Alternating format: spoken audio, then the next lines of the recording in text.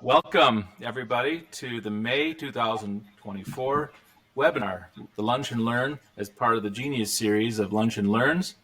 We are privileged to have a distinguished panel of Lunch and Learn speakers, starting with Drew DePries of McKesson, where he serves as the Director of Real Estate Operations Technology, Louis Parks of Veridify Security, who is the Chief Executive Officer, Andrew Ray of Smart Net Zero, where he serves as Director of Security, Tim Vogel of KMC Controls, where he serves as the Vice President for Connected Solutions, and I am Ari Rubin, and I serve as the head of KMC Consulting.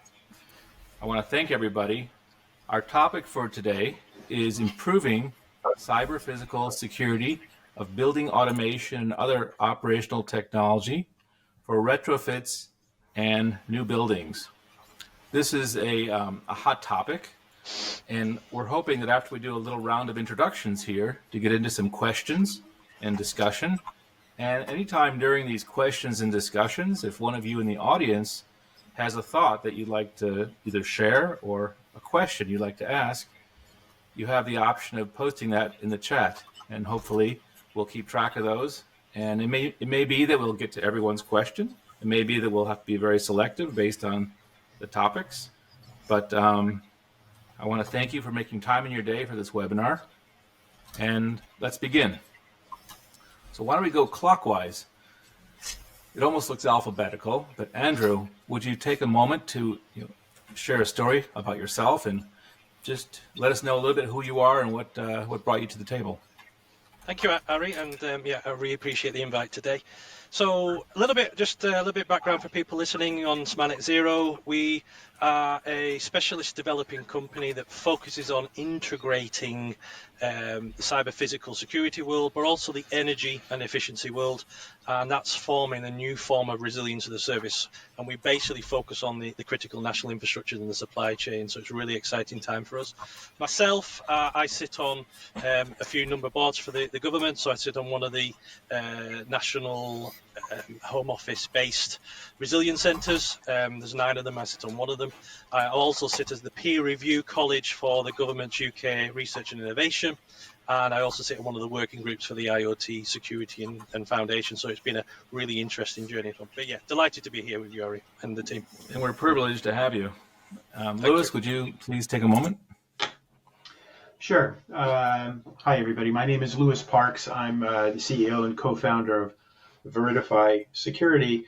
Our expertise is in the area of cybersecurity, and with partners over the last several years have developed solutions for protecting physical infrastructure, OT, specifically building infrastructure and related structure, both new build and retrofit. And in doing so, we bring decades of experience in low-level device security. And as Drew was pointing out, we participated in ISO, NIST, ETSI, in the Building Cybersecurity Organization here in the US and more broader in terms of working with partners and integrators to deliver our solutions. Perfect. Drew, would you please say hello? Sure thing. Hi, everybody. Drew DePries, based in Chicago. I've spent the entire 20 years of my professional career in some aspect of technology for facilities, for workplace, from design and engineering to operations to oversight and maintenance. Where I'm at right now, a fantastic company called McKesson. We effectively are a large healthcare logistics company. We ensure that medical supplies, pharmaceuticals make their way safely, securely from the manufacturers of those components all the way down to hospitals, pharmacies, doctors' offices. So things that really have a strong impact for pretty much everybody. There's a tremendous amount of purpose that goes into it.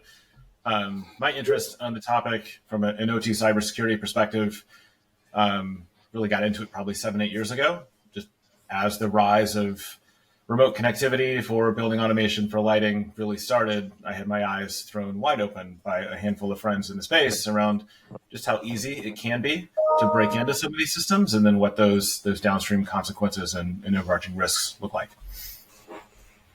Good. Thank you so much. Before we go to Tim, Kyle, I just want to let you alert in the background. There's some people having a difficult time logging in. So maybe one of your people could take a look at that.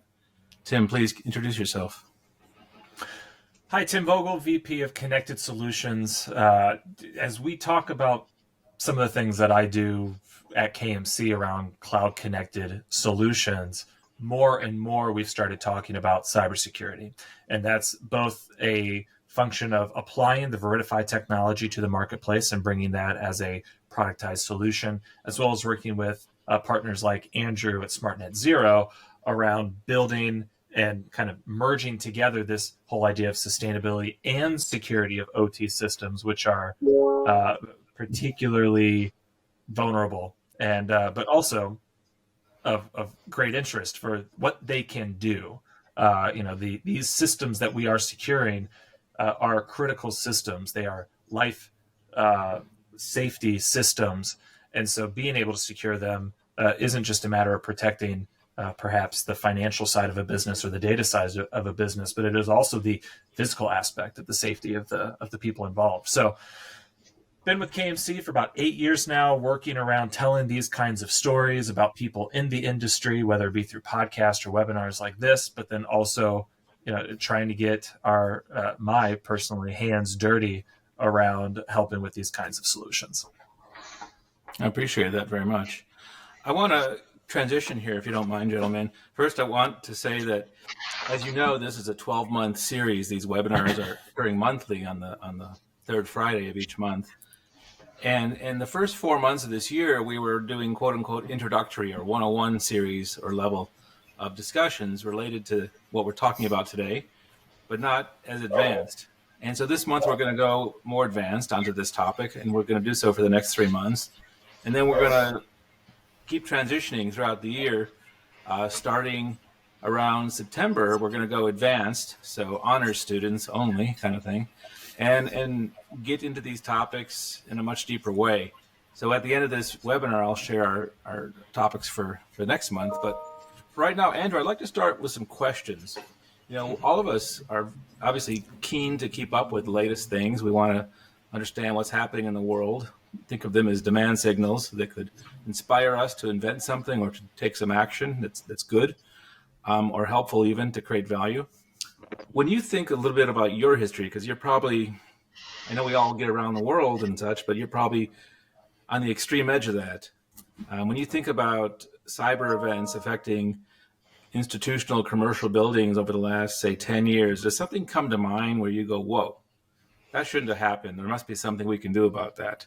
So I want to start the questions off with you. Yeah, it's good to have a reflection sometimes of these things, as technology and everything moves at a pace, doesn't it? So I think looking back, if we go back, say, 10 years, that's always a good little position to see where we are. So back in 2013, there was an event, and just to put that in a little bit of context for the audience. So back in 2010 was when the big Stuxnet event that probably people are aware of, that was the big uranium side linked to Iran. That was a major OT issue. So 3 years after that, and there was quite a well-known reported breach, and it happened in Australia, in a building called Wharf 7, which I think is in Sydney, New South Wales. That particular building, I think it's still today, is owned and run by Google.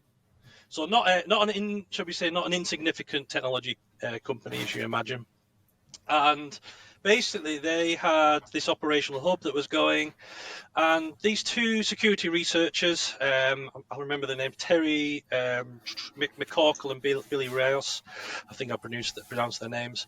They were doing a deep dive on things. They were using something called a technique called Google dorking. What that means, it's like a Google hack, and it's using kind of advanced search perimeters to basically find information that isn't readily available. And what they were able to do is they were able to use a well-known search engine, I won't mention it, but they were able to find internet connecting devices. So that could be anything, but it could also include IoT. On this occasion, they managed to find a really interesting one linked to a BMS. That BMS was a Tridium Niagara AX framework BMS, and that BMS was what was running Google Wharf 7 building. And what they were able to do was actually get in and use a config file that was actually stored outside of the root folder. And within there, they were able to find the security credentials. They were encoded, but it was a very weak encoding, so they were able to decode that. And they were also able to find all the system configuration for that particular framework. So what they were able to do from that is they got the credentials in, they then logged in, and they were able to then say, to their surprise or horror, they were able to then find all the HVAC controls for that particular building. Interestingly, just a point of notice, and we'll come on to this, I'm sure, in the further discussions, is I believe Tritium had actually released an update for that particular framework recently. And interesting, the Google particular instance hadn't been updated or patched, which meant it was obviously open to vulnerabilities. So I'm sure there'll be a little bit of a theme coming here in the future, so I'll give everyone a little bit of a taster on that one. But yeah, it's interesting. Sorry, Harry.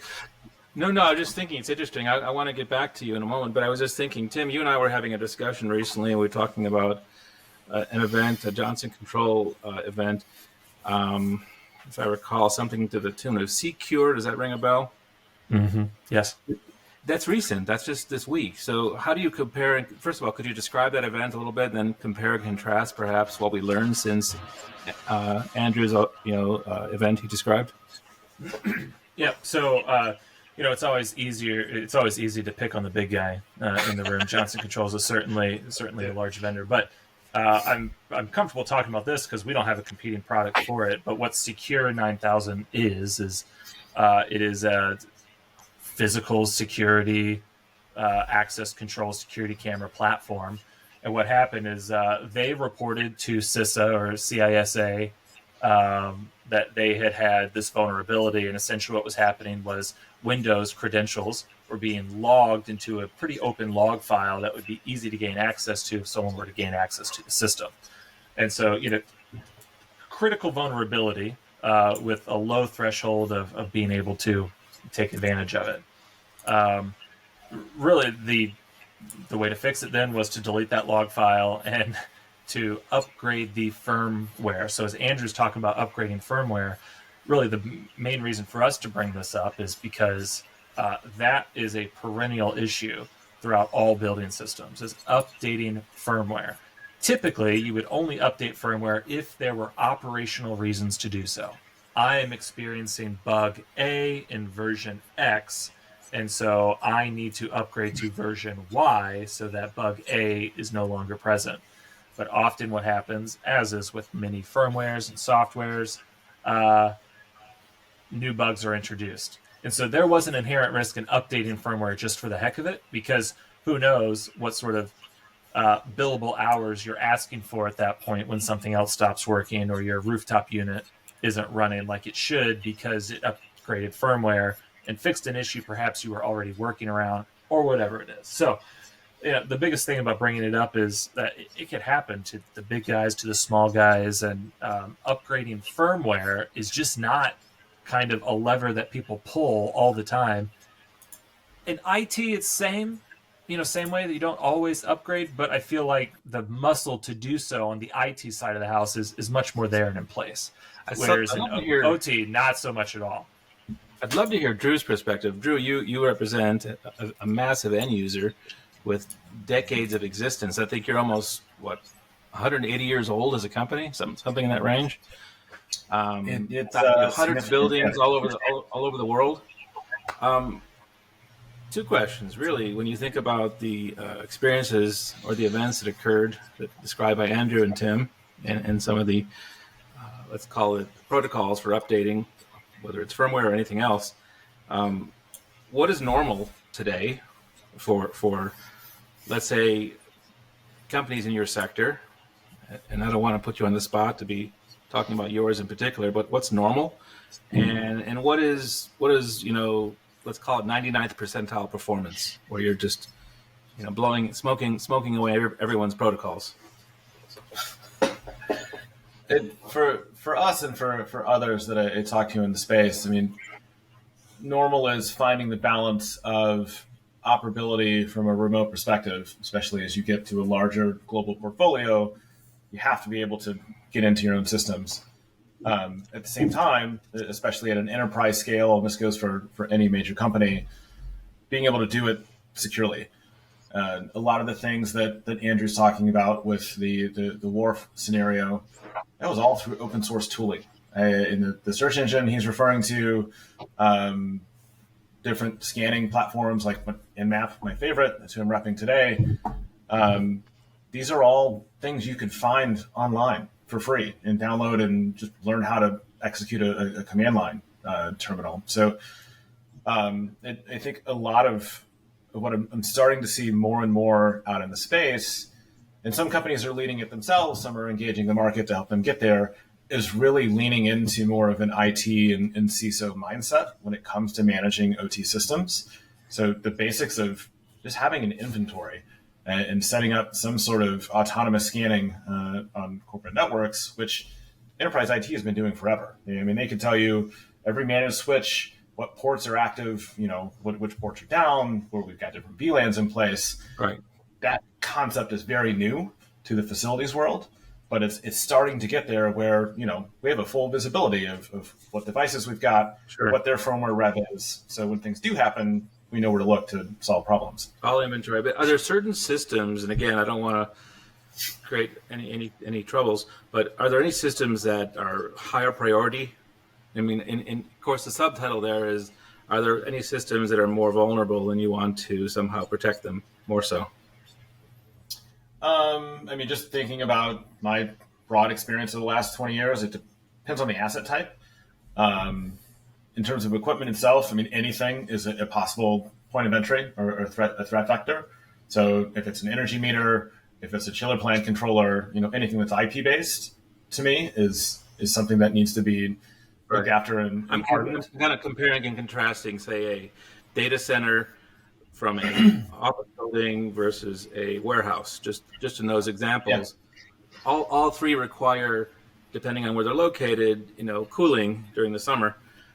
But data centers more so, depending on the kind of cooling. For example, if it's immersive cooling versus air cooling.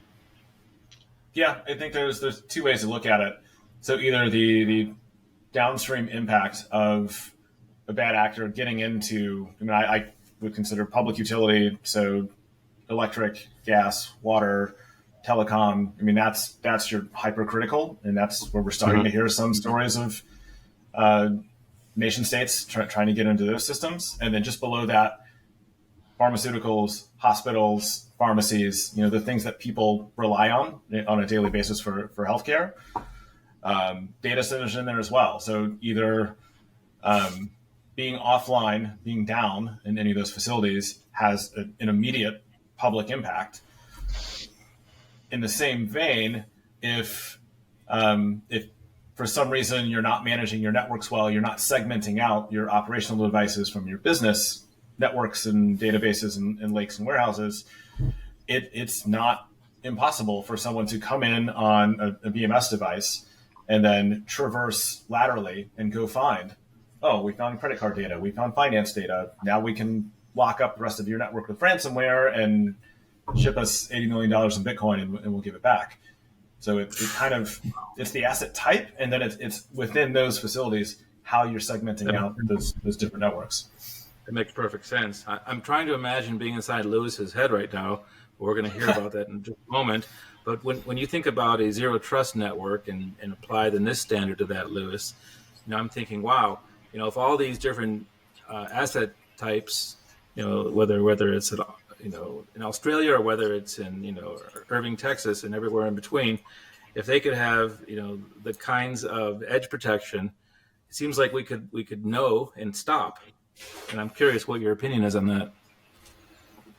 So, two thoughts. First, just to comment on the previous conversation, so we don't miss it. So, Patch Tuesday, or the irritating number of times I have to wait for an update to happen on my smartphone or my platform is incredible versus the OT cybersecurity world in the place of buildings where a device will go on a wall, ceiling, or rooftop and perhaps sit for 5 to 8 years before it's touched again. In fact, most of these devices have no capacity for an update. We've built a platform with a cloud component and our partners like KMC take advantage of it to push out updates, but the device in the field has to be updatable. And to this day, this is not. You go to any of your major building control platform companies or the edge devices they're controlling, you will not see the, here's our update processes and procedures. As a matter of fact, from another vendor, we looked at a building in New York City recently, 60-plus story building, and it was determined that 2,000 plus controllers in less than half an hour, the building could be taken down. The cost was estimated to be over $5 million to put it back online because there was no automated way to update or for the devices to take an automated update from a platform like ours, which is what we're architecting. So what we take for granted in the IT side when it comes to an over-the-air update or updating code in the field should not be applied. Zero trust is interesting, and most vendors, including us, will talk about zero trust, and it's critical that you be aware of zero trust. But I think there's a lot of misconception about what that means to the market. And so, first of all, everybody should understand, and most people on this webinar probably would, that it's really it's an architecture and a set of principles. And I would argue that it's probably not even, and because it's not quote unquote a standard where a body has gotten together and battled it out. Usually the titans of each sector group do that at an ISO or ETSI meeting. Probably the best document you can get is NIST, and then anybody listening, I'd go to NIST's website and look for 800-207, which is considered the reference document for zero trust architecture. And so basically, it's not a thing. So if somebody says that we are certified zero trust, doesn't exist. There isn't a certification process. It's not a program. It's really sort of a managed guideline. And you can go to a lot of different places to learn about it and how to get there. So to give you an example of, what you should understand, what it is and isn't, CISA, that Tim referenced earlier, the Cybersecurity Infrastructure and Security Agency, which is a great reference point for this type of information, has 5 pillars for zero trust that you move towards in a maturity model. You want to manage identity. You want to manage the devices. You want to manage the networks. You want to manage your applications. You want to manage your data. Not a lot of us are doing all of that as a vendor. For us, we do identity, we do devices. We're not a network company. We run over the BACnet, TCP IP, whatever the networks are. We're not managing edge applications, etc. By the way, go to the NSA. They have a 7-pillar model. These 5 pillars and 2 more pillars. So maybe they have a better building. Well, I don't mind alphabet soup, but it also inferences that there might be a government way of doing things versus a commercial way of doing things. And I'm curious, I want to go around the table a little bit when we kind of riff off of Lewis's comments here, whether it's the application of 800.207 or some other guide. How does it vary? For example, if we're a campus for the NIH versus a campus for McKesson. So I'm curious, what are the differences in how we apply these standards? Anyone want to take that, or should I just ask? I don't know that they might be that different. What I'm seeing more and more of is a very closer alignment of the CISO tower with the facilities organization. And in that framework,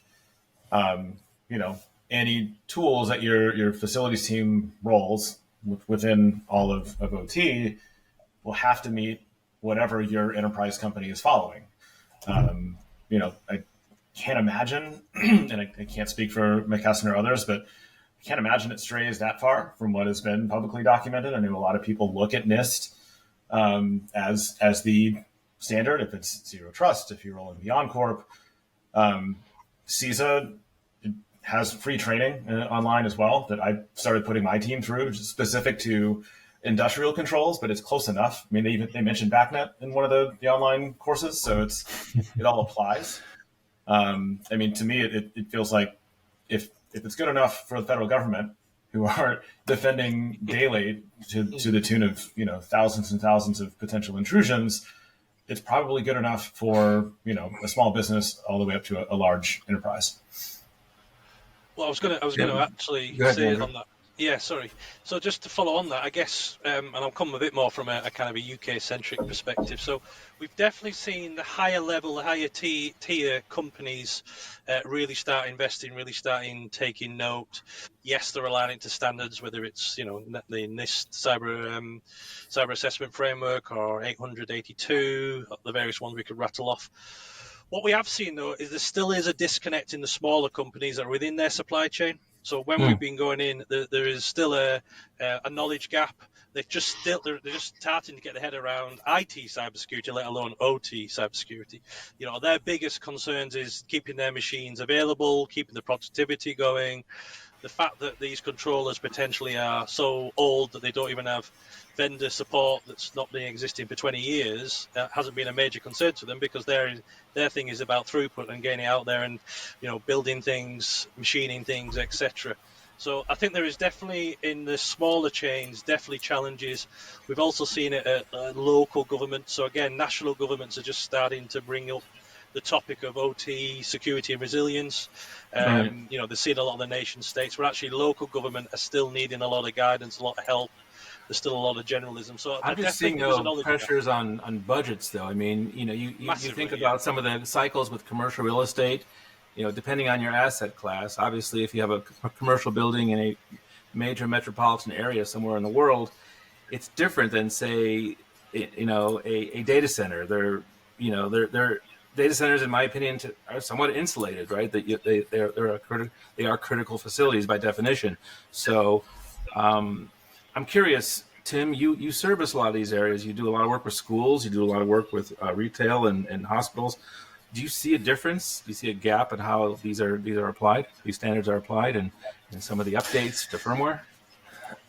So it depends on the vendor that you're talking to. Sure. And, like we'll take a school system, for instance. You can talk to the CIO, the CTO, or the network administrator, and they're going to have particular focus goals on securing all systems. You go and talk to the HVAC vendor that's just trying to, maintain a PM or a service contract. It's just simply not a focus or even a thought. And so it really comes down to a mindset, kind of like what Lewis was saying, is you have to have, yes, an awareness of a lot of these cybersecurity aspects, things that should be put in place, things I need to focus on as a vendor or as a service person. But then also you have to have the kind of just the behavior behind it to say, I know that I have been keeping track of these updates, and I know I need to make these updates proactively, which really ultimately then comes down to the strategy of the organization itself for the end user.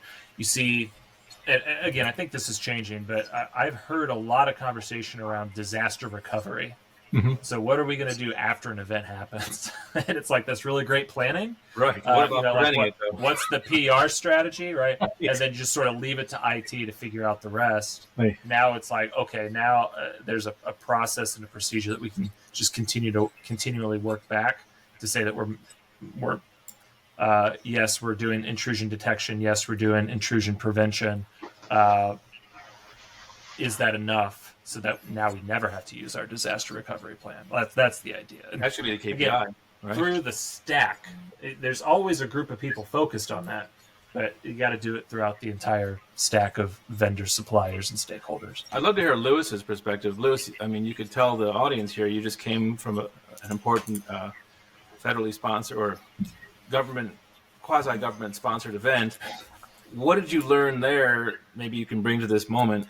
And in general, what do you see as a difference? Because I know you service different sectors. So, thank you, Ari. Yeah, and for everybody out there, I was just at the Joint Engineering Technical Conference for SANE, which is the Society of American Military Engineers.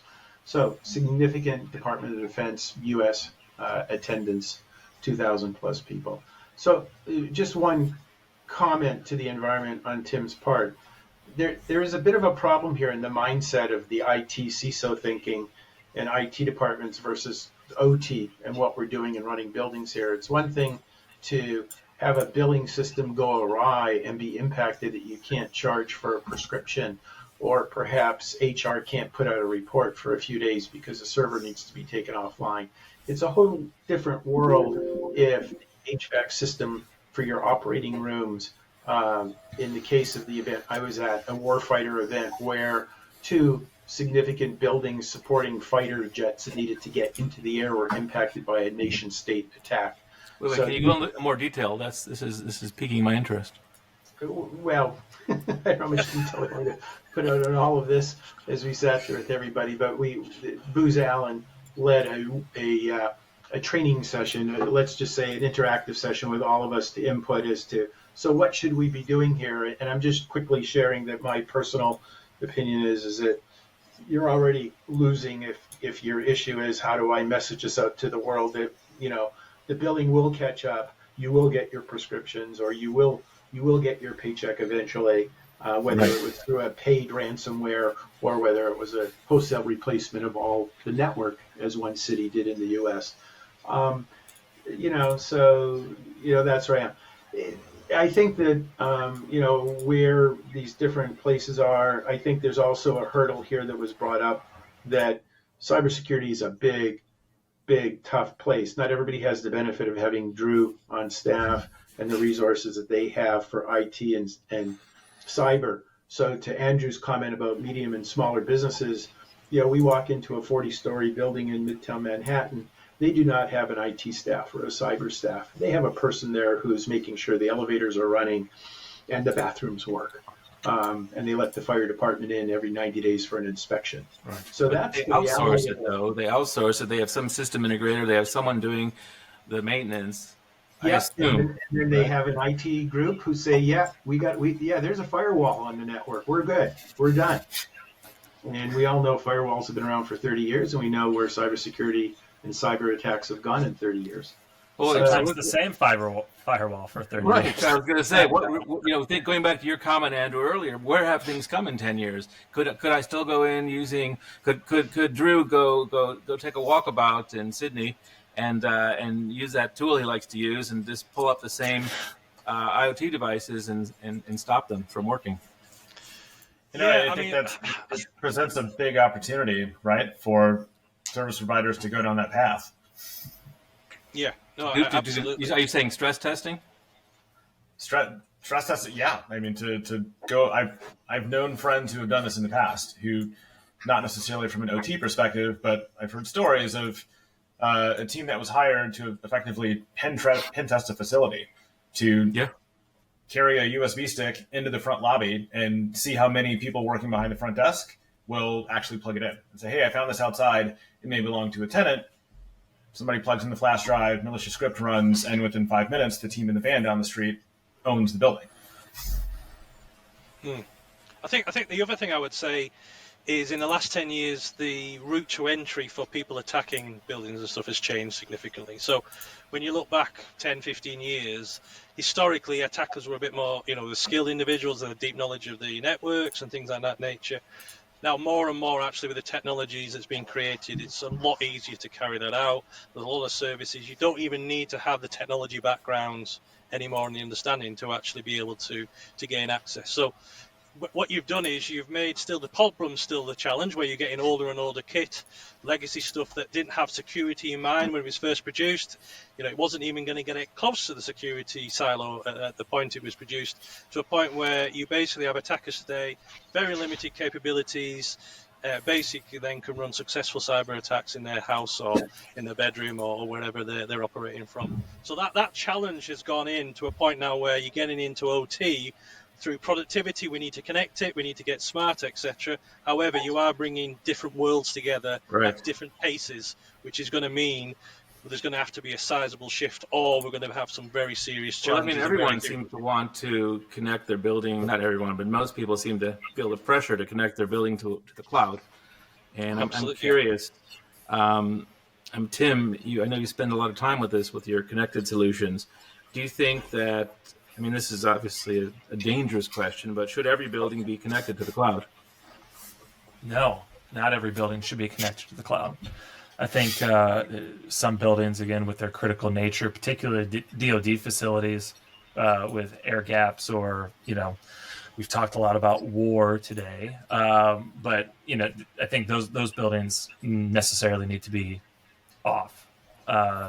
Whether they have their own infrastructure that is internet or cloud based, obviously that's up to them.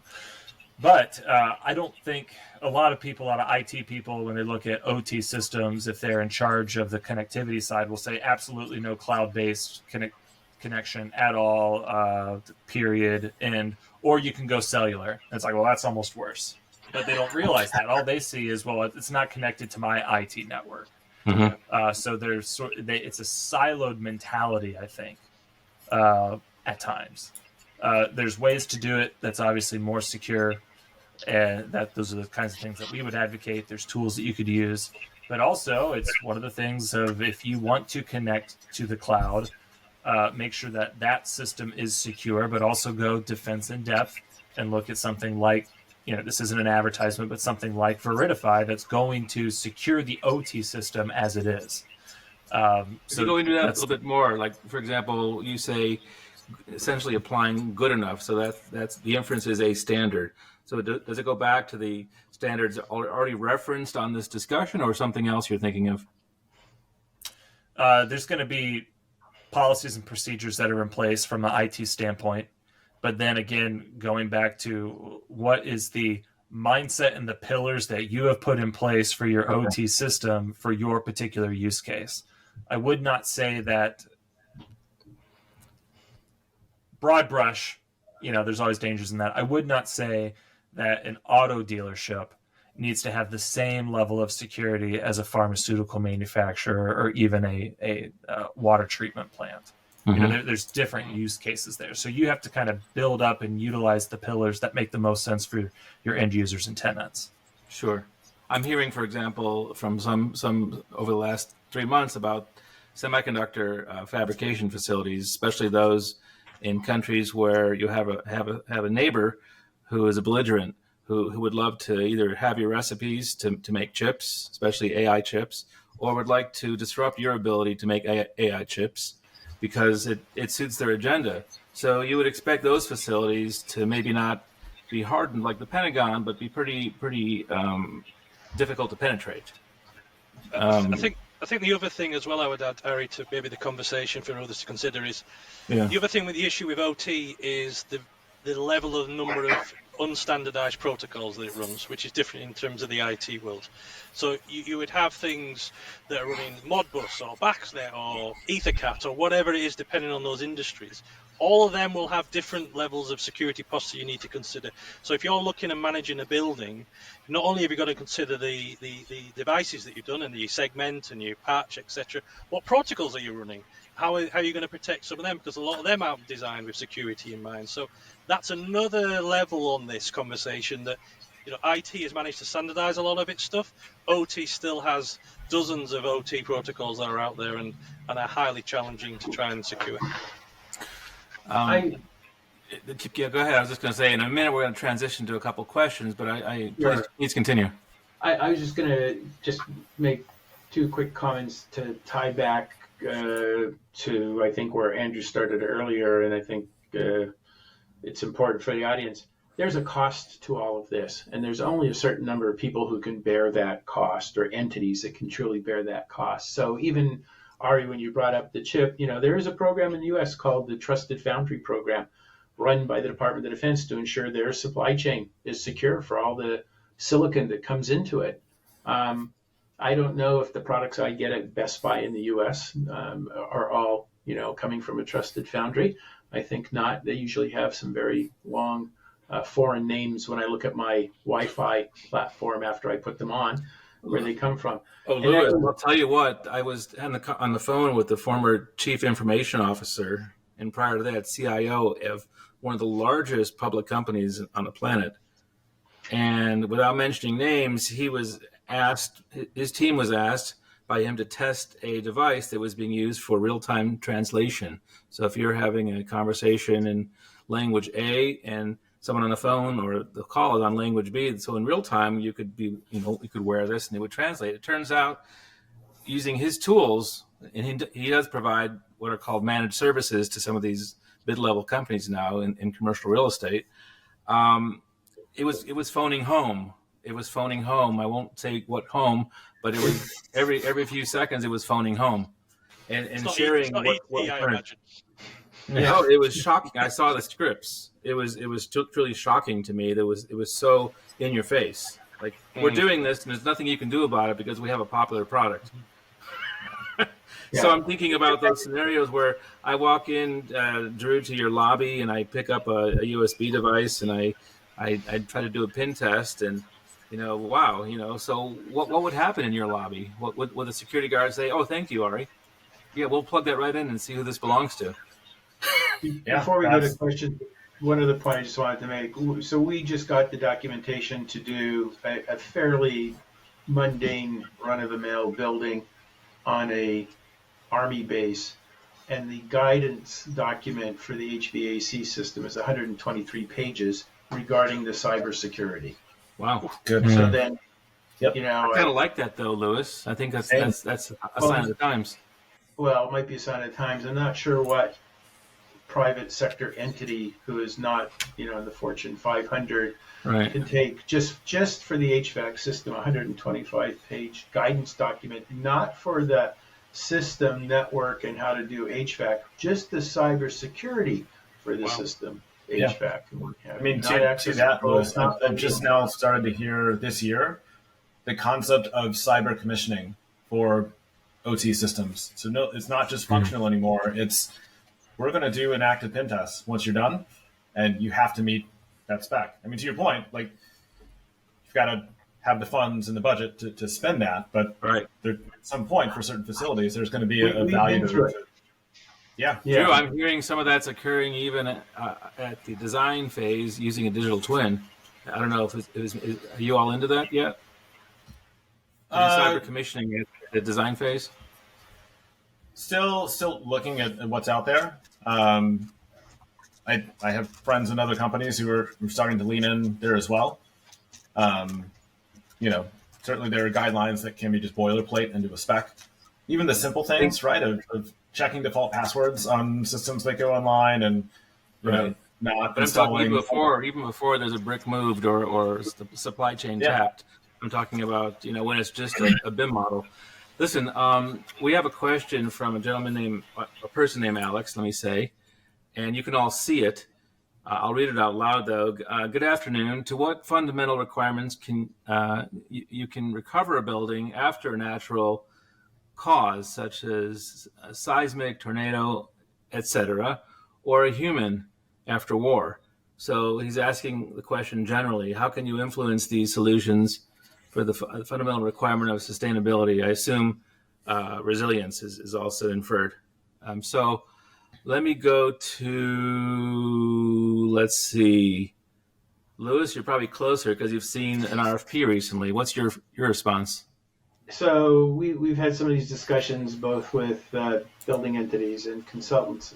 So the short answer is there's no magic tool here, because most of the building system world is not built with any sort of redundancy, which is, in a lot of systems, if you have building air traffic control system, you want redundancy.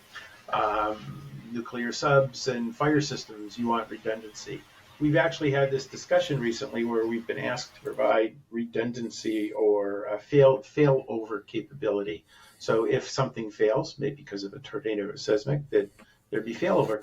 The struggle there is the building industry does not implement failover solutions. There are not 2 boilers, 2 VAVs, 2 flex stats, 2 what have you. Is this a U.S. approach? And I'm curious, Andrew, do you see something different in the in the British Empire? Yeah, the Great Empire. No, not to be honest. I mean, again, it all comes back. I suppose it comes down to the cost, doesn't it? Because the cost to put these contingencies, these resilience things, is significant, and therefore, if you're building something in this manner, you're building it to be functional, to be safe, etc. What you're not building potentially is these systems to be that resilient, and that's the big challenge they've got with the cost spaces. Andrew, any thoughts? Anything you're seeing that, for example, that we had some weather systems move through North Texas recently? Any kind of heebie-jeebies that causes? Sorry, was that a big... It always. I think it's for Drew. I'm sorry, it's for Drew. Yeah. I mean, anytime, whether especially from a supply chain and logistics perspective, I know there are teams here as well as other companies that depend upon that are always planning from a business continuity perspective. I'd agree with Andrew of what I've seen in the past in terms of if the value of these systems justify the cost of a redundancy. Data centers is where I've seen them, and it goes from mechanical systems, electrical systems, all the way down to controls.